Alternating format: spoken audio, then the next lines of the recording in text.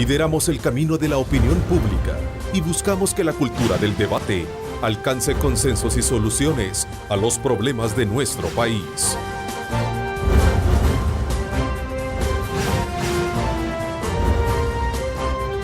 Diálogo con Ernesto López. ¿Qué tal? Buenos días, El Salvador, ¿cómo están? Qué gusto, qué placer saludarles a ustedes a esta hora de la mañana. Estamos al aire, ¿verdad? Porque no tengo referencia. Sí, estamos al aire. Gracias por estar con nosotros a esta hora de la mañana. Qué gusto, qué placer saludarles a ustedes en esta mañana de día martes, 8 de diciembre. Bienvenidos a Cadena Megavisión. Somos 3 canales al servicio de usted. Canal 15, 19 y 21, como siempre, cubriendo todo el territorio nacional.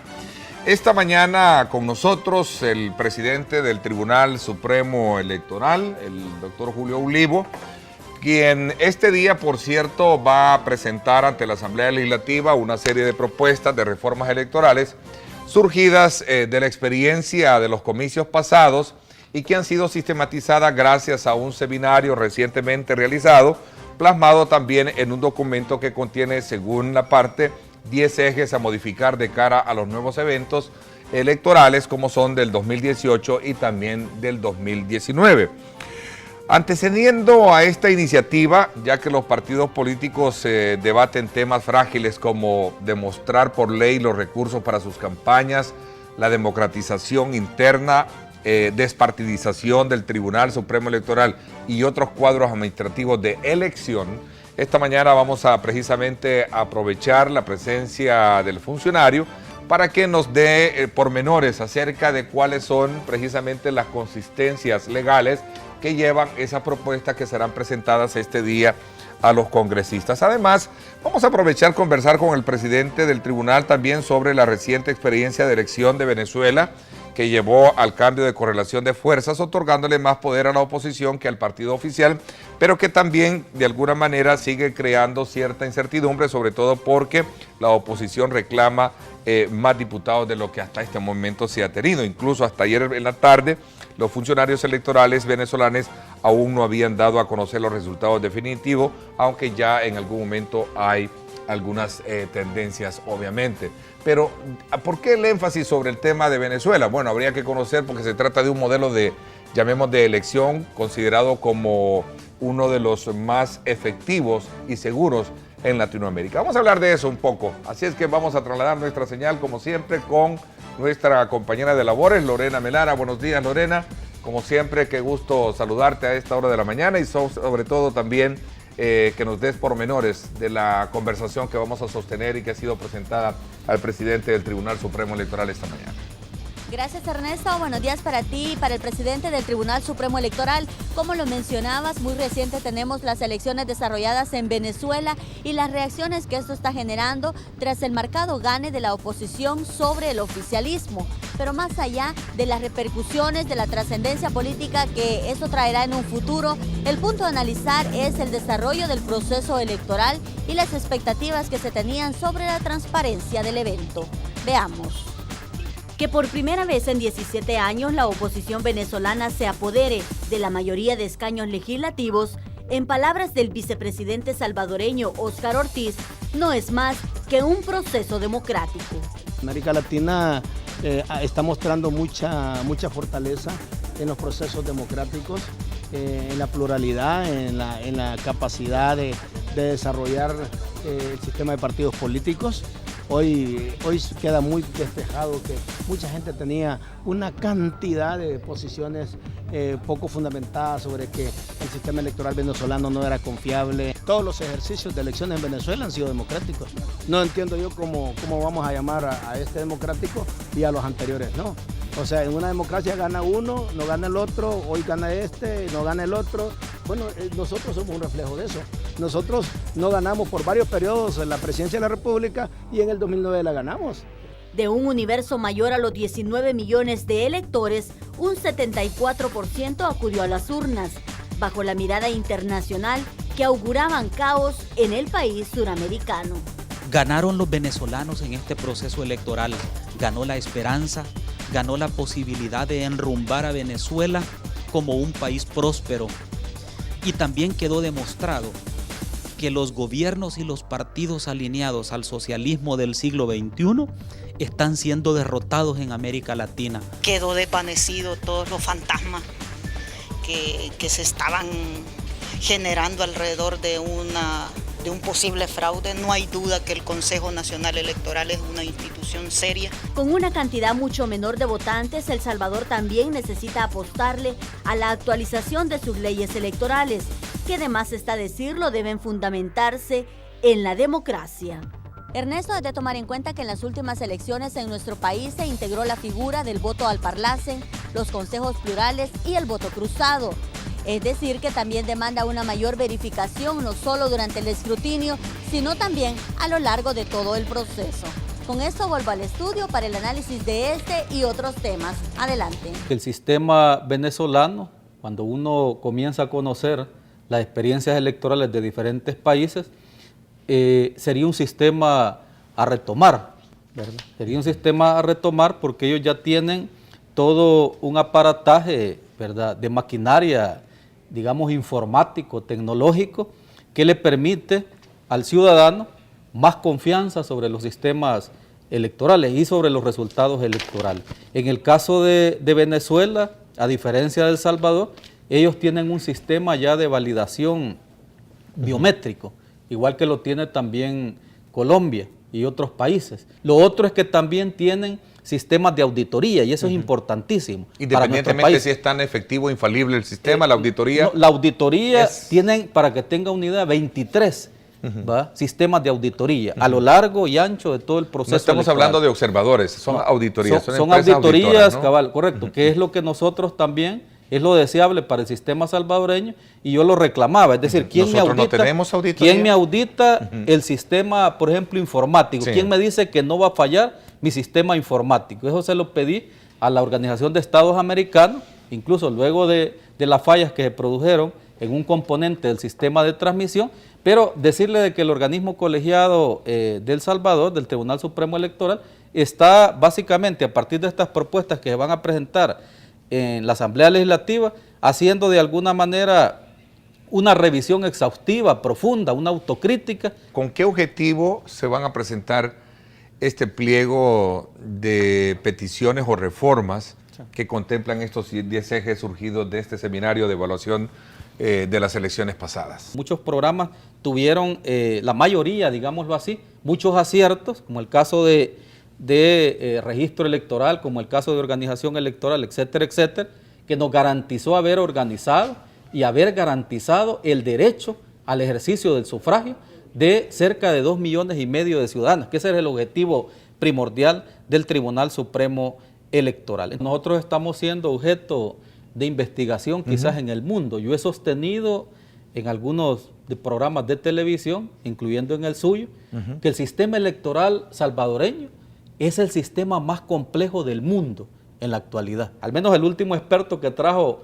Fusades fue por el tema del fraccionamiento del voto. Le ha dicho de que si no es, yo le pregunté eso, si nuestro sistema, porque yo sostenía que era el más complejo del mundo, y me dice, yo no conozco todos los sistemas electorales del mundo, pero sí le puedo decir que es el más complejo de América Latina. Hubo una muy buena gestión del presupuesto y que tuvo que regresar 2.4 millones de dólares. Sí. ¿Cierto? Sí, bueno, ese es el presupuesto, digamos, ordinario, en donde destacamos dos conceptos. Uno es ahorros, porque a alguna gente no le gusta mucho esta palabra, y otras son no ejecuciones, ¿verdad? Los ahorros son aquello, digamos, que usted de alguna manera, por ejemplo, compró algo que se lo dieron a un precio, ¿verdad? En una licitación, de acuerdo a la ley la CAP, se lo dieron a un precio determinado porque vienen sobrecerrados.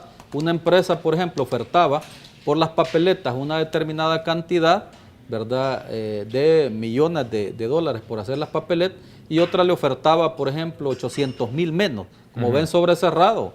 Ahí usted se ahorra, ese es un claro ejemplo, nos ahorramos, ¿verdad?, en materia de papeletas electorales. Recientemente conocimos sobre un cuestionamiento de administración que usted tenía también en el, llamémosle, a su paso como en el decanato de la Universidad de El Salvador, sí, ¿no? sí. Que por cierto lo llevó a su problema con la prensa gráfica, ¿no? Ya que me provoca, aquí está la nota de recibido de un escrito de cerca de 10 folios, ¿verdad?, que le presenté al señor Dutriz de la prensa gráfica, ahí está, al señor Gabriel Trillos y a Héctor Silva Ávalo, siempre me anda tocando a las espinitas, por una nota periodística que para mí falta a la ética, y se lo decimos en 10 folios, y además violenta el derecho, ¿verdad? Porque la libertad de expresión, y lo voy a decir aquí con toda claridad y con sustantivos muy concretos, no es libertinaje de expresión.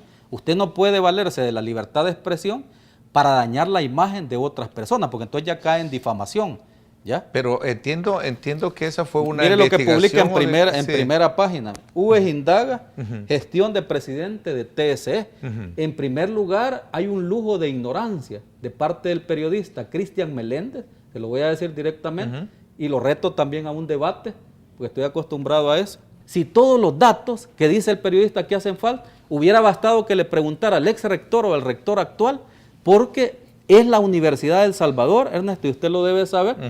Por cierto, en la legislación universitaria que yo prologué, o sea, las palabras introductorias de la recopilación de la legislación universitaria ya aparecen unas palabras de su servidor, para que vean los cuestionamientos. Aportamos también para publicar la legislación universitaria. Ahí le va a decir quién es el representante legal de la universidad, que es el rector, quien firma los contratos. Su servidor no ha firmado ni una página de ningún contrato. O sea, son en este caso la rectoría cuando se trata de desembolsos para la construcción del proyecto. Y hay una UASI también que administra los fondos donde pueden darse gusto encontrando información. Por eso le digo, casi la mayoría de datos que sacan o son falsos o son desconocimiento también de la actual decana de Derecho, que no lo hace de mala fe, sino que simplemente el periodista llega a preguntarle, porque yo no vi en la nota periodística el gran interés de la prensa gráfica, cuáles son las obras, los nuevos proyectos de la decana. Algo tuvo que haber dicho para retomar un poco la, digamos, dejar esa sombra de duda en la gestión, como usted mismo lo ha reconocido entonces hoy en la mañana. Ella tuvo que haber dicho, pero la doctora Evelyn no va a colocar un título así.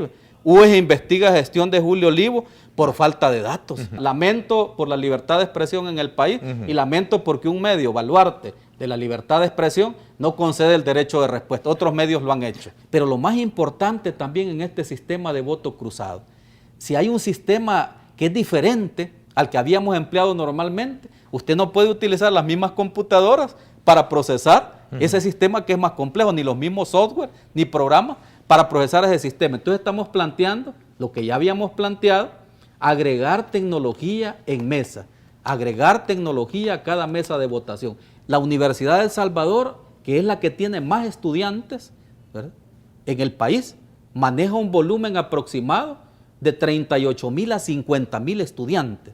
Ojo, y nosotros formaríamos a más de 100,000 estudiantes.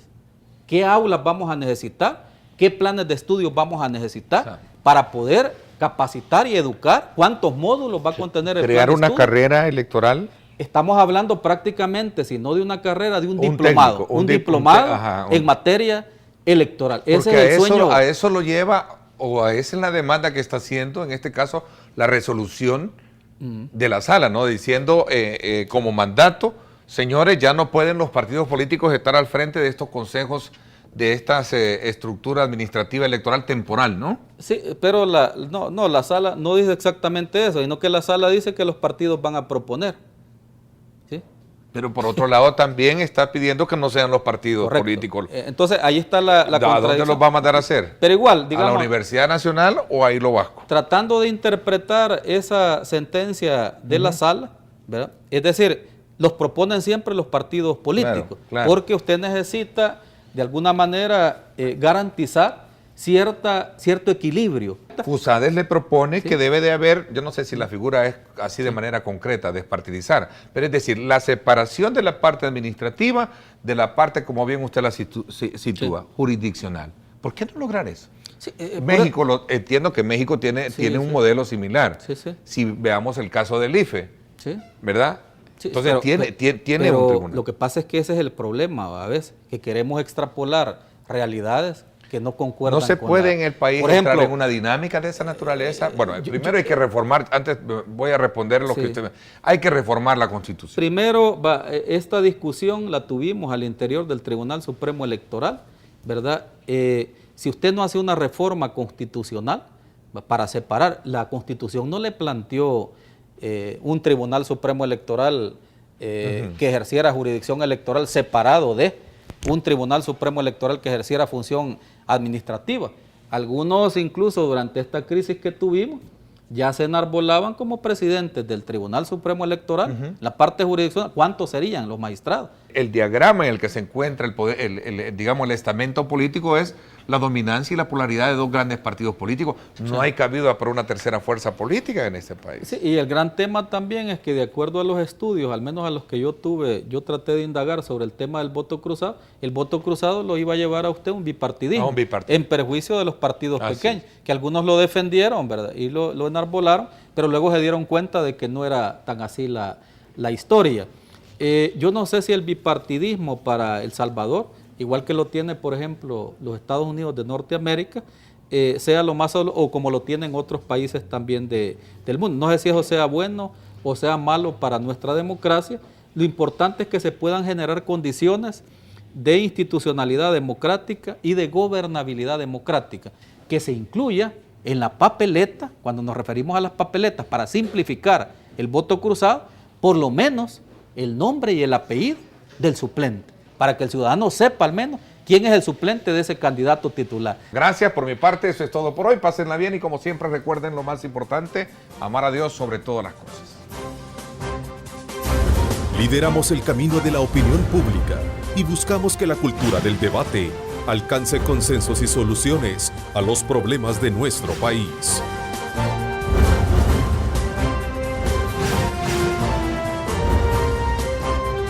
Diálogo con Ernesto López.